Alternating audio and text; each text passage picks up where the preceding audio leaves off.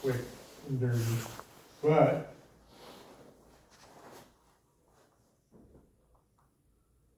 pre-start, blue, yellow. So you have 5 minutes. You have 5 minutes. You enter at 4. There's the 1, and then go. So what happens at a start is port tack boat. You come, you cannot cross this line. There'll be an umpire. Here, we'll make a little stick figure. He's going to be sitting right there to make sure. And it's square, not to the wind, just to the course. So you sit there 5 minutes. This is the routine would be at 5 minutes, you sit somewhere, say right here, start your clock. You don't go, normal quick math would be you go this way for 30 seconds and you come back, so you have you time coming in without crossing this line. Does that make sense? You have to tack at 35 seconds, no, 25 seconds, just because it takes you the time. What a lot of people will do is, some people will come down this way, so you're at a tighter angle. I'm not really a fan of that, just because a beam reach is the easiest. And the other thing is, you don't want to get way up here, because it's harder to kill. Because if you're early, and you enter early, you get a penalty. And that's an unforced error. I'll talk about penalties in a minute. So what you do is, you sit there, whether you do the second, third, or fourth start, you always got to stay out of the other team, the match that's up. So basically, you get your timing, you come here. Each person has a role in the boat. One person's calling time distance. Obviously, at the end of the day, it's on the skipper. But it's okay being 1 second late, okay? Port's important to be on time. Starboard, you do the same thing. Usually there's a race committee with a little anchor line or something like that, okay? Get your timing, you come across, and what happens, it's called a dial-up. So you have one boat comes here, this boat comes here. I'm assuming no one's crossing, okay? So 4-minute gun goes off, you enter. As you enter, you come down. Basically, you kind of, starboard tack's job is to aim at port tack's bow. What you want to do is force a dial-up. A dial-up, real simple, is starboard tack advantage. You force the 2 boats to go head to wind. Okay. Has port tack boat tacked? No. As an umpire, you got to sit there. This is what the umpires looks, is make sure you come down to port tack. They'll probably give you the benefit of the doubt, but you got to come down. So you, port tack boat comes, you got all this, right? That's the easy part. This is where the fun and games begin. So you come in on port. You got to put your bow down, close hold course, really damn close to it. Then you go back head to wind. Okay? Starboard tack, your job is to force port tack to tack. Okay? If he doesn't tack, keep aiming at him. Just hold your course. Keep going. If he's not tacking, sit there. Obviously you got to avoid, right? That makes sense. Normal rules. You got to, someone will say, well, you're changing course. Well, he's not going down a close hauled course, right? So you got to force him. How do you force him? You got to basically attack him, right? Make sense? So you go at him, and if he's not going down a close hauled course, you'll just kind of go up, peel off, and you have to fly a flag. So just like, you guys still using flags in team racing right now? And well, you have it, there's a Y flag, so you got to pull up a Y flag. And you sit there and you go, okay, you don't do this. Okay? Put the flag up so the umpire can see it. Because if the umpire sees that this boat hasn't come down to a close hold course, not there. They could call it a Bambi, but doubtful, but they could be a penalty. Okay, so if you're the port tack boat and you're entering, there's only 2 rules. Enter on time, and if you do the dial up, get the port tack. That makes sense? If you don't do that, shit can go to hell in a bucket. So that's how your basic dial up works. So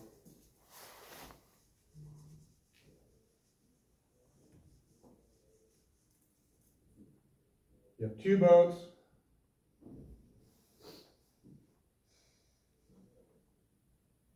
Head to wind, okay? This is where you sit. We're gonna assume this guy's already gone to port tack, okay? Went down and came back up. So, when you have 2 boats in these positions, relatively never happens, not that often. What happens is, as we're coming in, port tack boat will come up head to wind, starboard tack will come smoking in and go like this and go right by him. Okay? Which means it's kind of useless, but kind of getting a little bit ahead of myself. But that's how a dial-up works.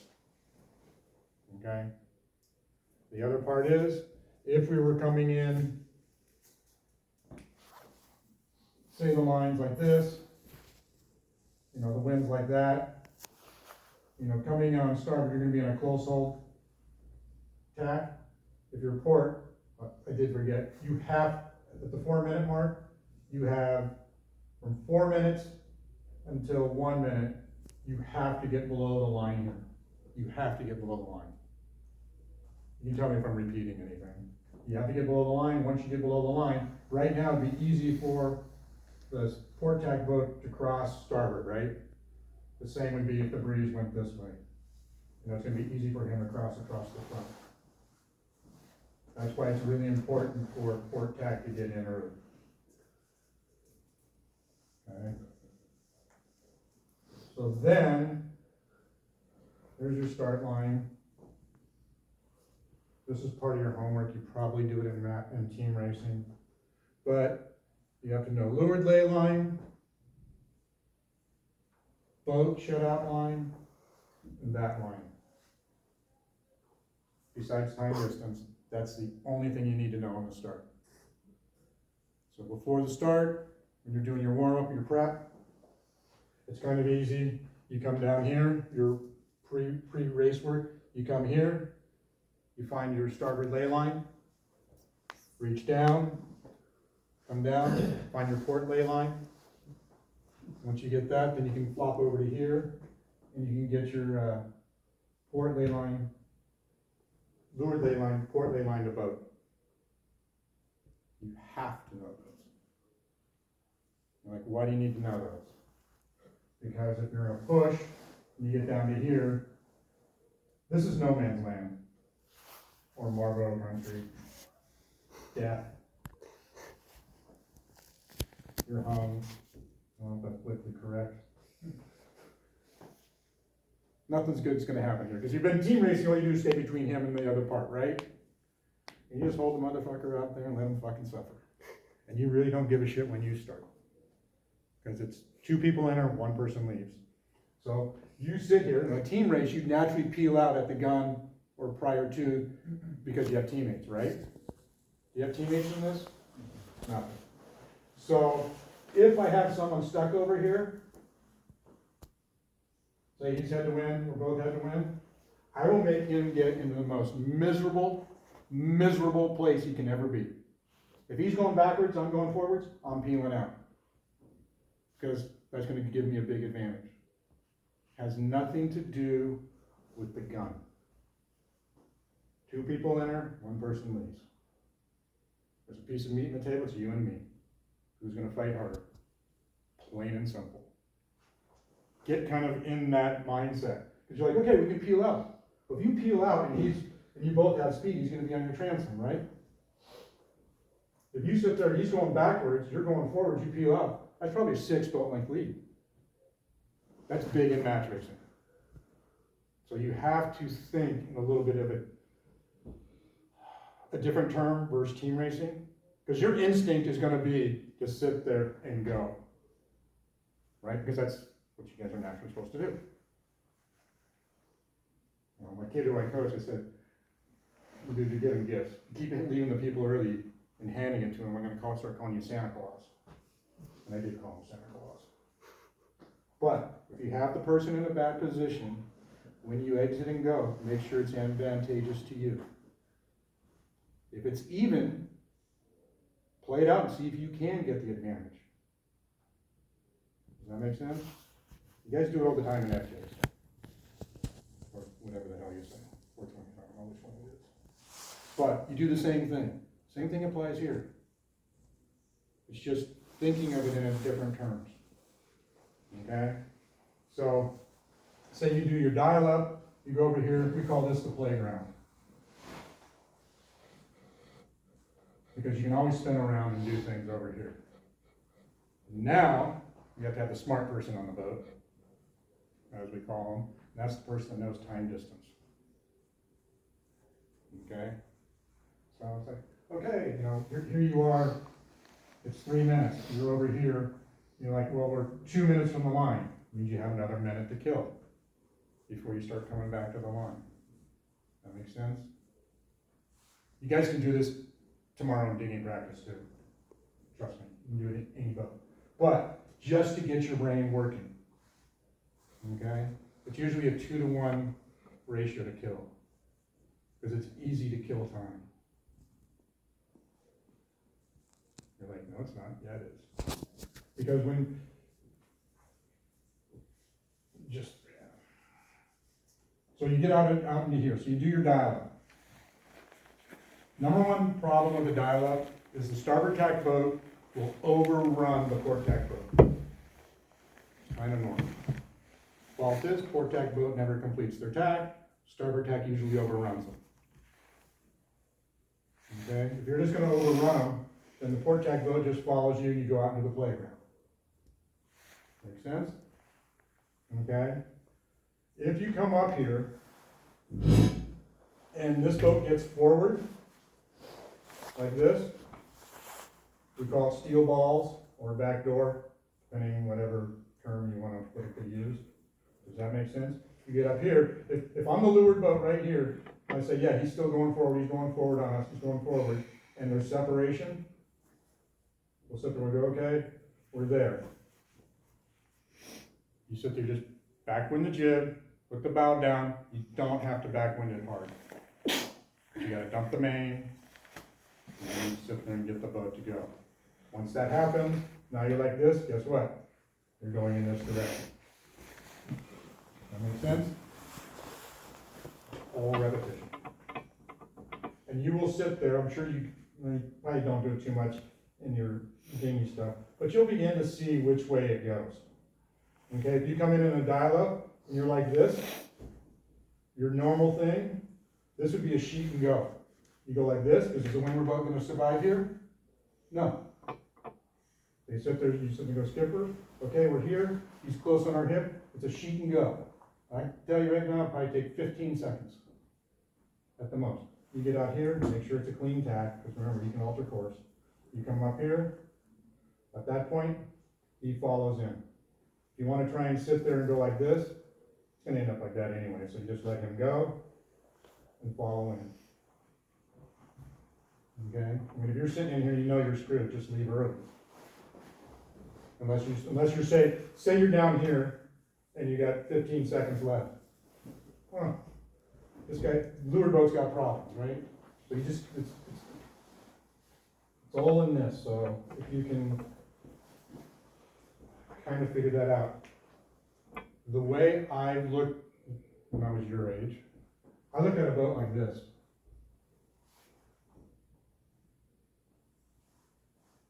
That's how it worked with me. I looked at quadrants.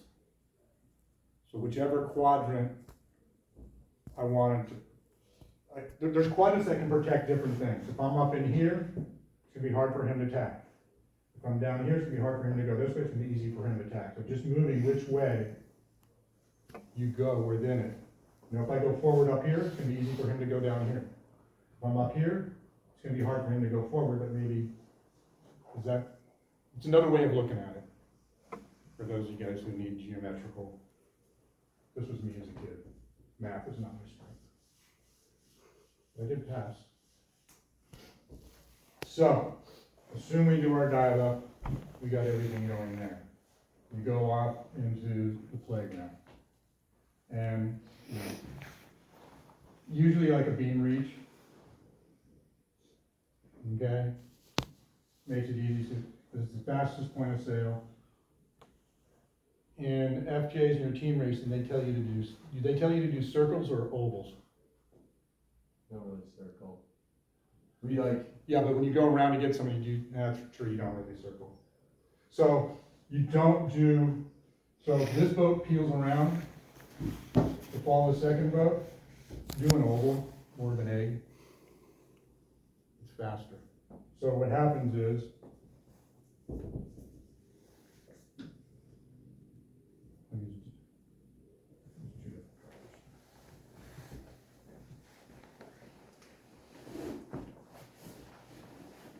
you go in there, you probably have 2 boat lengths. You sit there, don't tack, go into a jibe. Go into a jibe, nice, wide, center go. Then you can take, and you can kind of flop this one quick. You don't want to turn hard here. Come back, okay? Blue boat keeps going forward to there. And when you get to your max distance, will probably be about 8 to 10 seconds, depending on the wind. That'll give you enough time to spin around. Does that make sense? This is just repetition in your head. And don't worry, you'll screw it up. I did. That's how you do it. Remember I said the smart person has to know the time distance from here to here. You know, could be, you know, we got 2 minutes, but we have to kill 15 seconds. Okay? This is where there's time distance.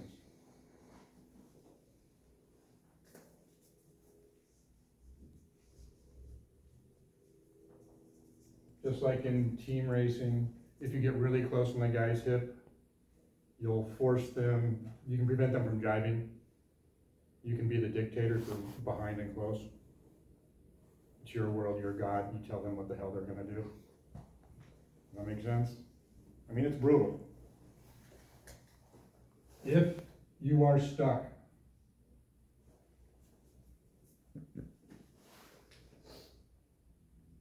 right here and you can't jibe, head to win. You know why you go head to win? The same would be true going out this way too. Because you're not getting any farther away. And you can sit there and stop and everything can reset. If you're going out here into no man's land and the guy's pushing you, the trailing boat's loving it because you're just getting farther and farther away from the line. Can you escape? No.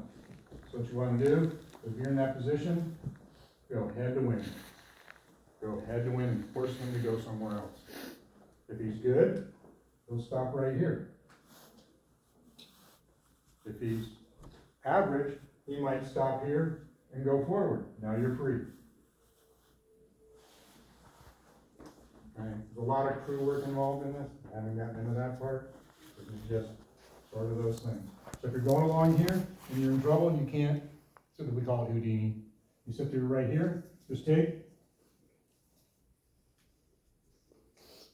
go head to win. Head to win. He goes right there. Now, this boat has to decide where they're gonna go.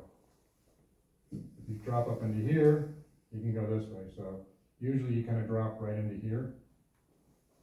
That way you get to both spots. Just be tacked, you go underneath them, you prevent them from starting. It goes the other way, you're to leeward, you're pushing them away. Makes sense? So,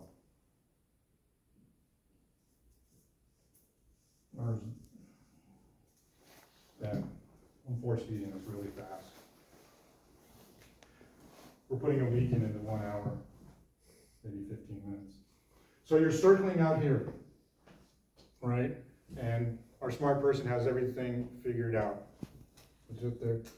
If you're leading, right, you never want to run like that towards the line, unless you're normally late. But you got to kill time. Kill time this way. Okay? That makes sense? Because you're not going to the line now. If I have to kill 30 seconds and that's 20 seconds, I'm still off by 10 seconds, right? But if I get here, then what do? Because I got the guy behind me. If I can go down here and drag him this way, that could be my time. That makes sense? So you're kind of, what happens is, you're kind of doing this. He goes up, you go up. I haven't gotten into that, but, so this person will call, we call this the shutout line. Because if I'm here and I get him here, he's hooked, right? He's hooked, there's only options to go out this way, right? We can sit there and go, and we can start. If we're still playing this game, we can't figure out which side of the course we want, we can get down to here. Now I know I can't get past that line. I cannot get past that ley line. So if I get down to here, I know I have to go up. Which, depending if what this guy wants to do is, where does he go? Okay?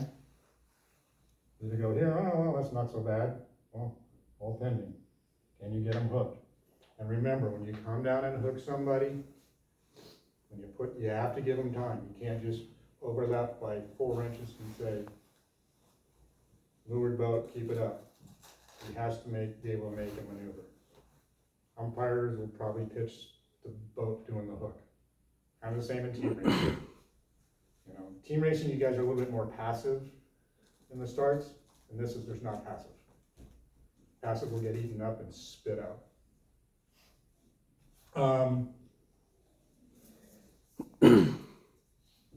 So when you're going in your final approach, you want to be odd. Like, what do you mean by odd?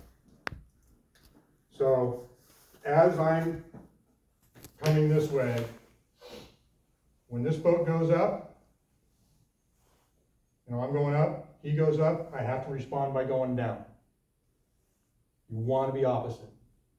The moment you're in parallel, it's not good. As long as you're opposite. Because if I'm going up, I'm going down. Okay, you've got to be opposite. You will at some point get parallel. Okay? So you just play this little game going back and forth.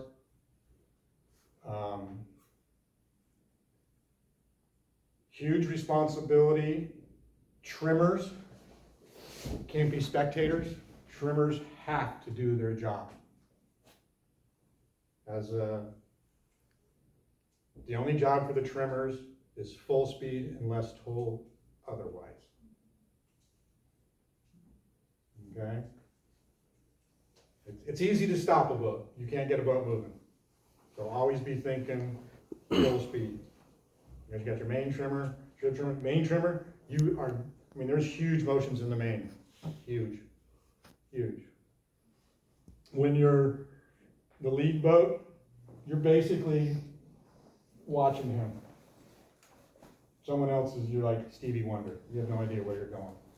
You're just sitting there watching his bow, trying to get linked up parallel. He's going up and down. You're just sitting there trying to match it. You're the guy behind. I used to do this all the time to my kid, piss him off. Sit there, and he's going like this, he's driving, he looks this way. The moment he looks, he's blind. He has no idea what I'm doing. And I'm jumping on that like white on rice. He sits there, it's like, oh, I go, boom, I'm moving. By the time that communication gets through, I'm already 6 feet in one direction or another. I'm getting ready to chomp them up and spit them out. That's really key, is when you're coming down this way, doing this, if you can get close enough, I don't know, whoever's driving, have balls. Have balls.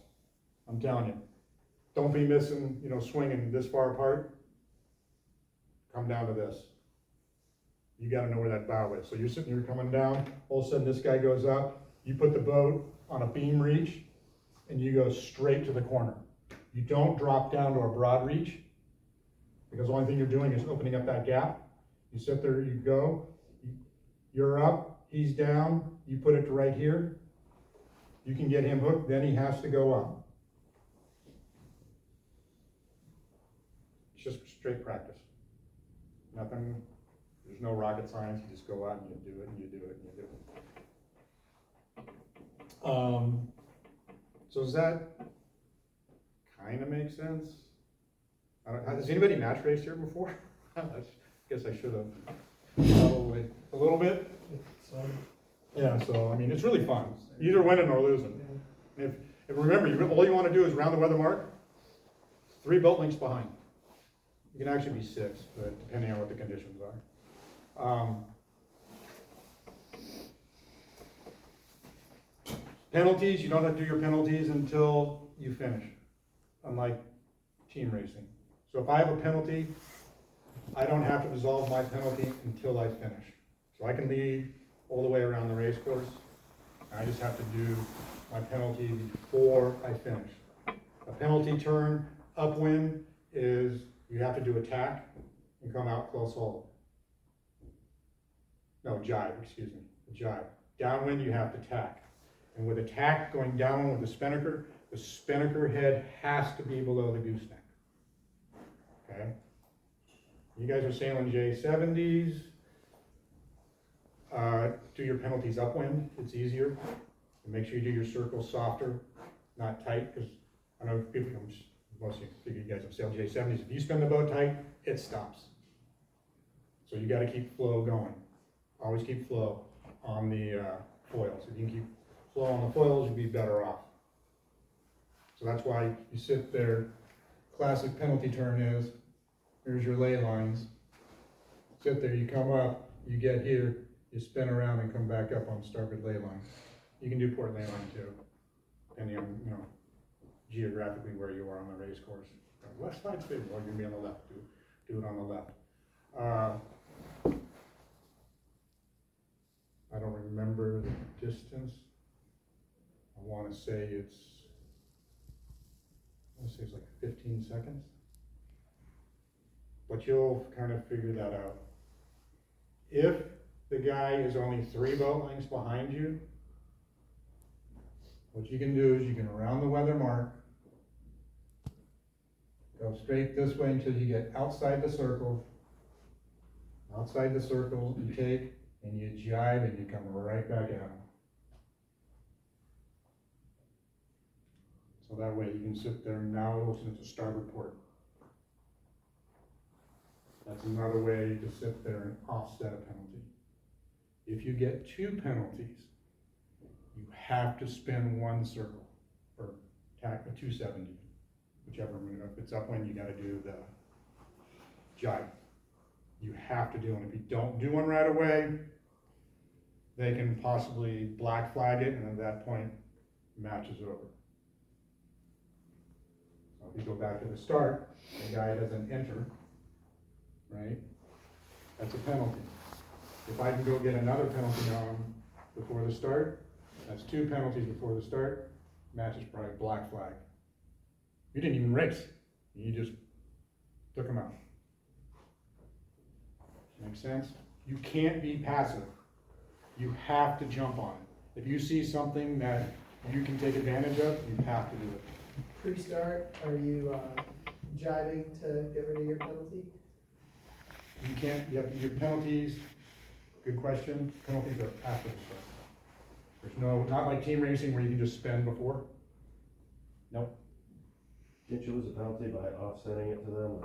Yes, right, so if you're sitting there, if you're going up and you have a penalty, you can go foul them, or they foul you, and then it's offsetting, and then it's even again. So don't spin your circle until you have to. Get as far ahead as you can. Farther ahead, I don't care if you're ahead, we can spin now, no, get 2 days ahead, spin. That's one way to attack it. The other is, coming into the finish line, you can get your jib out, get your spinnaker down, come up and spin. Right there, you're inside the circle, so if he's coming in, you're inside boat. That makes sense? No one really, some people do the middle of the line, but you sit through, you come through, and you just back on your jib just to put the bow down. Being a J70, I'd probably do it upwind.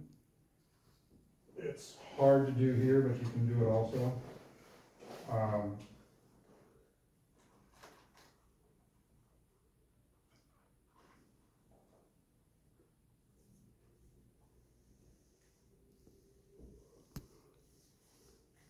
That's a lot.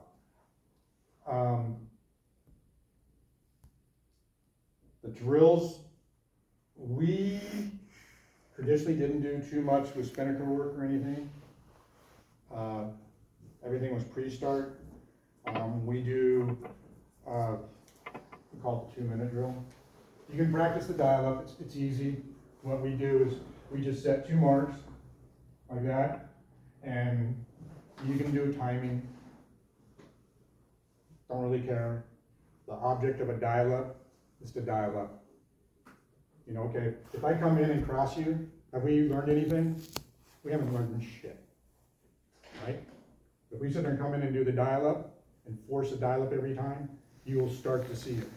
So if one person has an advantage in the drill, and it's just gonna be a blowout, you have to reset it to make sure everybody, so you're doing what you're supposed to be doing. A dial-up's a dial-up. If this guy's late, that's fine, slow down and make sure that you both can sit there and do it. Okay? You both come in. If this guy's in early and he's late, okay, well, maybe I gotta slow down a little bit to make it work. Make sure this person comes and tacks. If you're the leeward boat, you wanna get tacked and close. If you're the windward boat, you wanna be spaced out. Not so much space that he can go this way.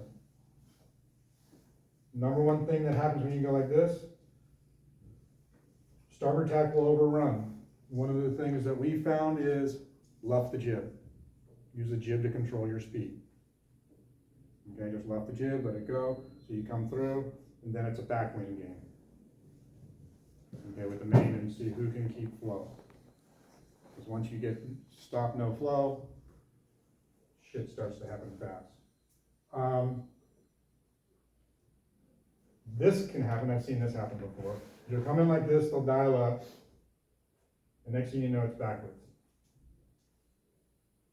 And it's a luff. Windward loaded out. It's a windward loaded. If you sit there, come in and see this, and this guy starts backing and starts coming into you, just get the hell out of Dodge. Just get the hell out. Some people will sit there and what easiest thing to do is drop the jib. In the 70s, you can roll the jibs, but you don't want the jib because the jib, if you're coming in here and you're going backwards and this jib's up, it's just going to pull the bow down. Like I say, if you're this windward boat, just get out. Just get out.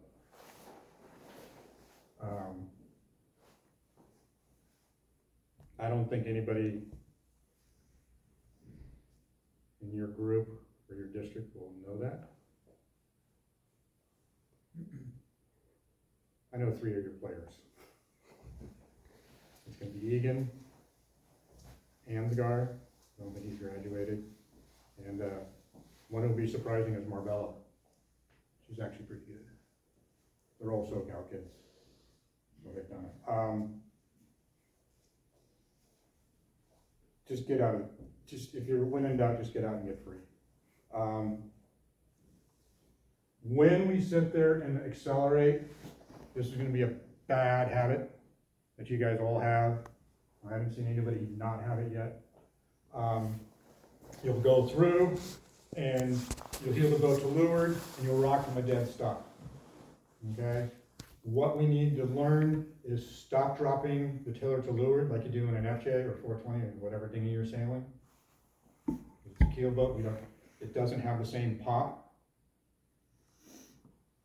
The biggest advantage that you can have over some of those other teams, if they're just straight dinghy sailors, is sailing a keelboat the way a keelboat's supposed to be sailed. So if you come out of your tack, put the tiller, goes a hair to leeward, and put it in the goddamn middle. Put it in the middle. Sail trimmers, you have to trim to that angle. You can't be overstrapped. If you sit there and get your sail trim, main and jib, they work in unison. You sit there, you get that going, you will go half the distance sideways from the other guy. So you'll lose a foot, but you'll get flow, you'll start moving, then you can start doing the rest of it. In the J70s, it will be incredibly critical. Incredibly critical. So if the boat's sitting there going and it's going sideways, I mean, the rudder's only, what, that big? It's small.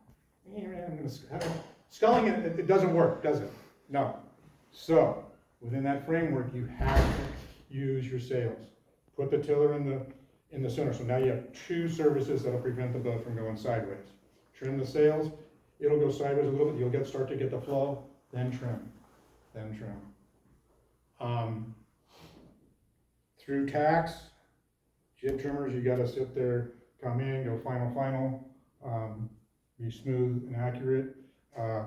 Main trimmers, go through the tack and you've gotta burp the main sheet. By a burp, I'm not talking a bark, I'm talking a burp. You gotta let it out just a little bit to get everything to reattach to flow. A lot of people go, we just gotta move the traveler back and forth. Bullshit. You move the traveler, but you gotta let the main sheet out that much. Let the main sheet out that much, opens up the top of the leech, gets the flow going quicker, it'll accelerate faster.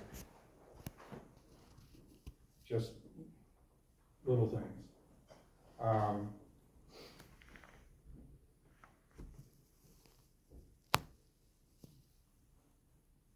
Any questions?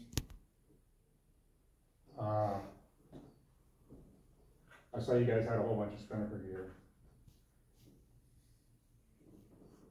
I mean, you're sailing ASOS. It's kind of, okay, we can go through how to sit there and do the whole thing, but to me, that's a waste of time when you're going ASOS. Just my opinion and being the most bang for your buck.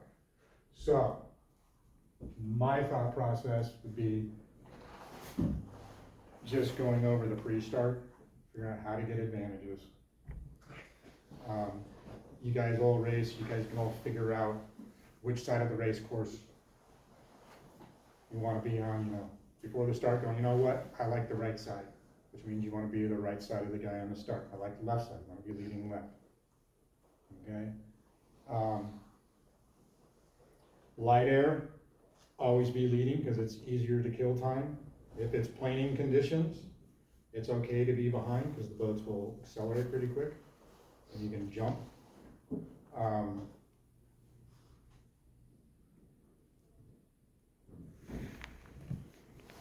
One thing that we've done is I call it a high push. So you have one boat here, and you're up there, and it's like, okay, well, how do I get the blue boat to get down towards the port end of the line, right? What's the most logical answer? It would be for me to bear off and start going at him, right? And what's that done? That's close. Obviously from the blue boat, I'm gonna wait for him to get somewhat close to me. So that way it gives me more of an advantage, right? Does it really help the green boat? Not that much, assuming we are like at 2 minutes and we're separated out like this. Well, I just realized a good point. So if you're early and you're the trailing boat, lead boat jives, you're here, tack. Don't follow, tack, get high up on his hip. High up on his hip, which creates this situation. What's the one thing he does not want you to do if he's trying to protect the left? He doesn't want you to jump him. By jumping, he's getting across. So now he's going to want to protect that, right? So, all you got to do, it's like a mouse and a piece of cheese, a cat and a rat. You sit there, you go, you drop down like this, he goes, you go back up. You just tease him, tease him. You ever like this, okay, no. You can tease him down that way. I call it a slow push. Just a slow push. And the guy said, okay, what's he gonna do, what's he gonna do? Next thing you know, you're down here, and you got like a minute left, you're like, oh shit. What am I gonna do? I'm running out of time. My time distance doesn't work again. That makes sense? So you can push from up high without going low. And then you can get down in here to the box and you're like, okay, he's got a lay line. Now all of a sudden, that real estate just got small. That make sense? Because right here, you got a whole bunch of real estate to play with. Why not make it small and work it to your advantage? Because if you can keep him up here, remember I told you, we don't want, this guy does not want to go this way because he's just burning everything down the line. He wants to burn it this way because he's keeping a lot of real estate until he gets down to here. So if you can get him from high up here going this way, at some point, if you can keep pushing him, he's going to run into problems. One way to do that.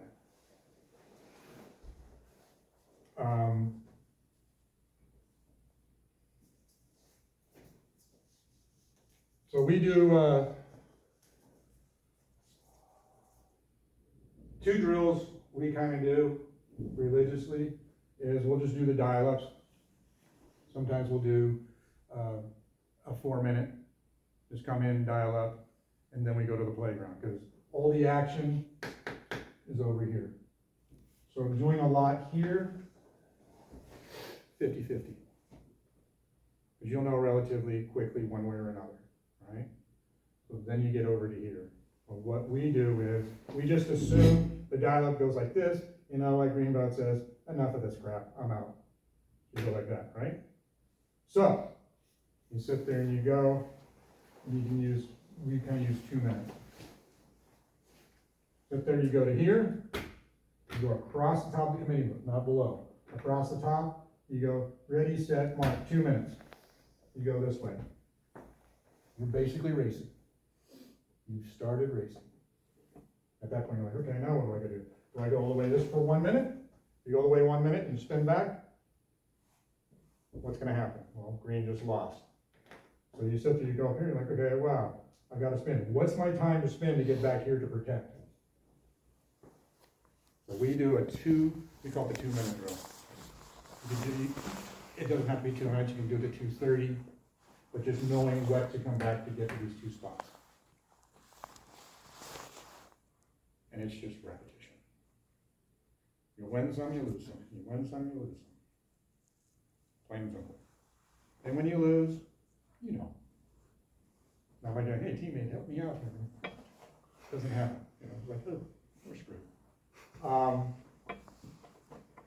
So if you come into a split start. So you have a wide right, this would be a wide right. Okay? Maybe left's favored, but now you're wide right. Say, if you don't want to be like this. If you come down into here, and you notice here we are at 15 seconds, he wants the left, you peel off to go this direction. You have to time it. If you're here, and you peel off at say, 30 seconds, you have 15 seconds to kill, puts a little bit of pressure on him. Because if he comes back and can tack here, you can't tack. Does that make sense?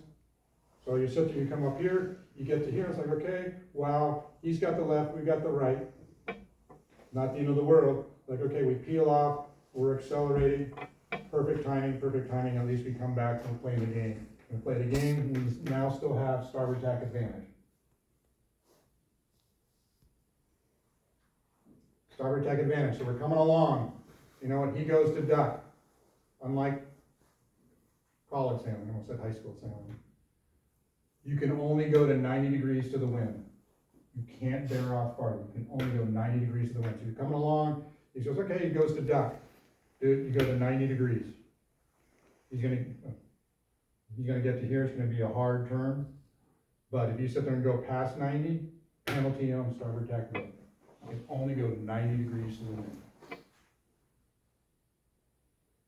So if you have someone coming out here and you go like this, and you see him go to tack, and he's not crossing, I put the bow down before he tacks, so I can just tee him up. There's no friends in this game. There's no friends. I don't care if it's your wife or your husband. You will take their head off. Plain and simple.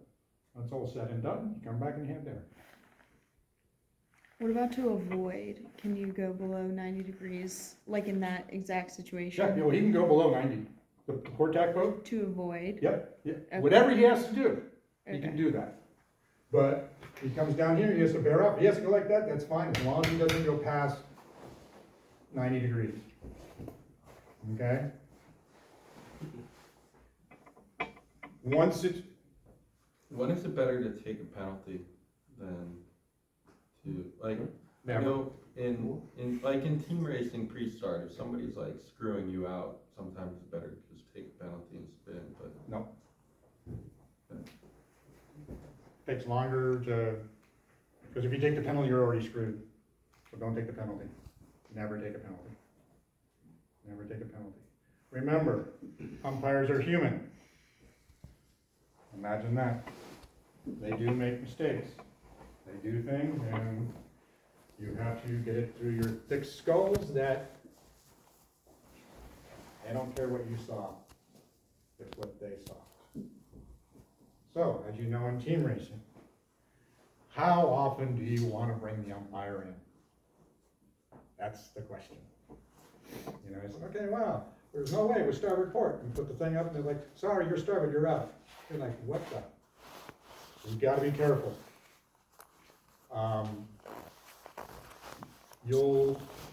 Like in college, you probably know how some umpires call versus how others will call. You get them, you have a book on who's, that guy never makes that call. It's always a green flag. You'd be surprised. You look and go, wow.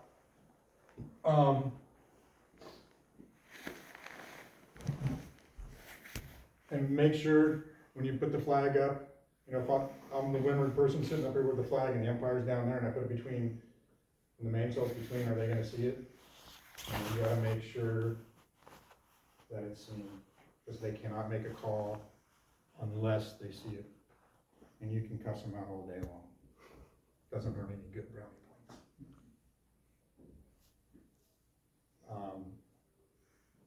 So, when we go head to win in the dial-ups, the crew, whoever the forward person is, you go up and you grab the jib from about two feet up from the clew. Don't grab the middle, grab the bottom. And the skipper will sit there and point which direction he wants the jib to back to. Okay? I'll sit there, if I point like this, crew pushes down, now to keep the leech tight to push the bow.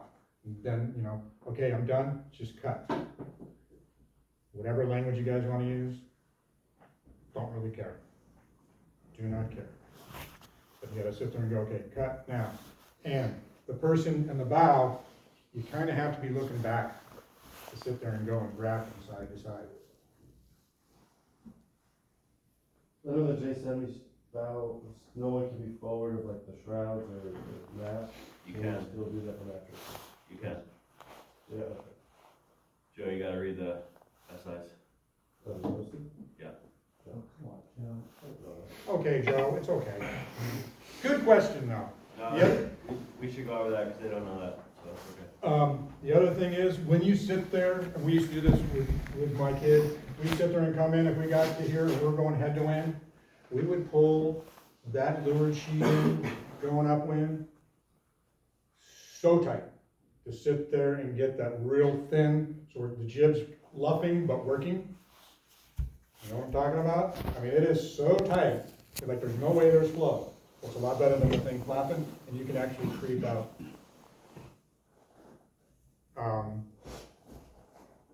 Once the jib goes down past, we don't backwind the jib in tacks. Don't backwind the jib. Because you backwind the jib, you're gonna pull the bow down too far, which means you're gonna use what? The rudder.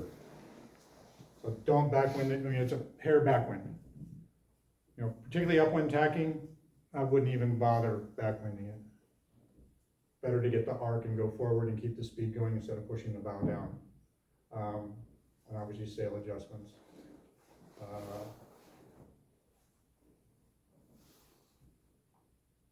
Practice, when you get down to the J70, practice the wild thing, wing and wing. Because you can sit there and go and get to a point, throw the main over. That's a good point right there. So you're going downwind. It's not what side the spinnaker's on, it's what side the boom's on. So you can sit there and go and throw the boom over and throw the boom back.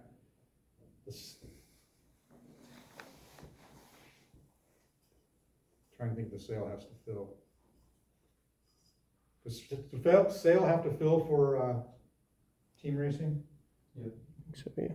Doesn't have, the boom just has to be on the correct side. So you can sit there and go from here and throw it back and forth and never move the spinnaker and go starboard to port.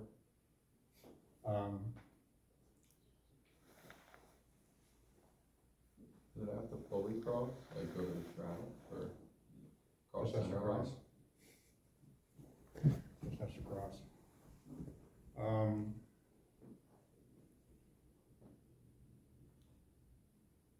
Any questions? What's like the most common mistake you see, like pre-start for newer people? Good question. So what it says, if you're in a position and you're trying to get out of it, right? And you're like, okay, I got the rudder turning down, but you're not using your weight in the sails, umpires won't buy that, because you're not doing everything you can in your power to get out of the maneuver for the situation. So if you sit there and go, you got your main dump, but your jib's not in, or you're not using your jib, an umpire, depending on who they are, can sit there and say no. So that's usually one of the things, is you kind of become the spectator going, and you know, the sails aren't doing their thing. Probably the bigger thing, because sometimes, you know, it's natural to get caught up in the moment, particularly on the learning side. You're like, oh wow, I'm gonna turn around, oh, jib's looking, oh shit. Do not hit, and do not hit. Because if you hit, it can be a half-point penalty. So you can win the race, or the match, and still take a penalty. So instead of a 1, it'd be a -0.5. You're like, well, that doesn't make sense. Oh yeah, it does. That's why they don't want you to hit. Plus damage. So the thing I would do today, we have what, 3 boats or 4? What is it? 3? Is we'll just sit there and we can do a clock and just do dial-ups. You sit there, we can go straight in, go up, say port tack peels off, starboard tack comes over here, and just rotate down the line. Does that make sense? And sit there, once the person gets there, you can just do eye contact and go ready, set, boom, or just enter and go straight up and just do a straight dial-up, just so we can do it. Make sure you're entering from the ends, come in and just go boom. Remember, bow person's job, okay, we cross, we've entered. Go dial up and okay, how do we go through this? And then we can sit there and go this one. This one's actually pretty fun. If you can, this one takes no time. You just sit there and go, okay, wow. It's over. I mean, it can be over in 1 minute. The guy's so hung out there, driving, like, okay, reset. Just go back and redo it. And it's about efficiency. And if someone's already won the thing, and you know, there's no way it's gonna end, don't sit there and, you know, make them continue to suffer and cry, even though it is kind of enjoyable sometimes. But sit there, come back over here and do it again, because it's all about running it as fast as you can. Because you guys have what, 6 hours? Being realistic, it might be 5 hours. I mean, that's the reality. I mean, you can do this tomorrow in your dinghy practice. You can do the same thing. You can do the same thing. Matt can be setting up all his, whatever he's doing. You can sit there, all you need is 1 mark. Just go boom and do it. Just go, okay, boom. Just refresh it into your head. And you can hit the valves on your little wings, they don't ship, they got black valve numbers. Right, Matt? Yes. Sure, Mike. Those are built out of paper mache. Okay, well, there, now you'll learn. But just get that distance, 'cause if you can understand that distance, those who can play it closer will be better. Something there, boss? Que pasa? I brought marks, but they flew out, so I don't have marks for you.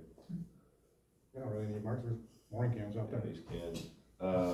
Do you explain the 70s with the small foils? What did I say? Slow turn. Keep low. Keep the rudder straight. Yep, and particularly when you're accelerating, use your sail trim.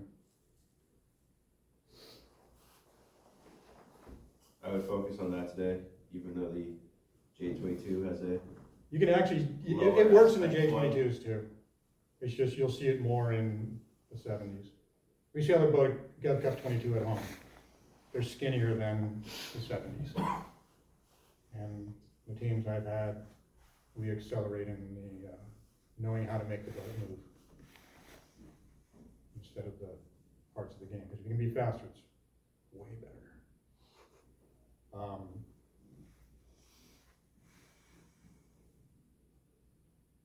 Yeah, let's go. We'll just pick,